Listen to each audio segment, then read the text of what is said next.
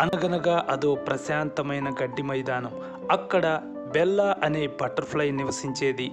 బెల్లాకి చిరుగాలిలో ఎగరడం అంటే చాలా ఇష్టం. రంగురంగుల పువ్వులపై అలా అలా ఎగురుతూ వెళ్ళేది. ఇలా ప్రతిరోజు ఎంతో హాయిగా జీవించేది.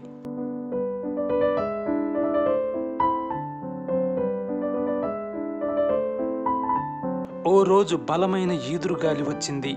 ఆ గాలిలో బెల్లా ఎగరలేకపోయింది. అలాగని భయపడలేదు, బాధపడలేదు. వెంటనే అక్కడి నుంచి పక్కకు వెళ్ళి ఓ చెట్టు పక్కన దాక్కుంది. అక్కడ పక్షుల కిలకిలారావాలు వినిపించాయి. వాటిని వింటూ బెల్లా ఎంతో ప్రశాంతత పొందింది.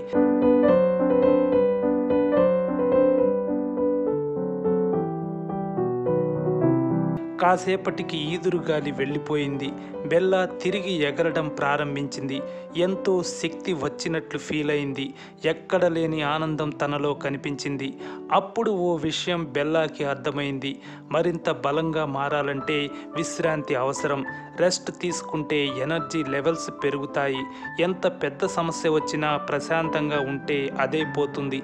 ఈ ట్రూత్ తెలుసుకున్న బెల్లా ఉల్లాసంగా, ఉత్సాహంగా ఎగురుకుంటూ వెళ్ళిపోయింది.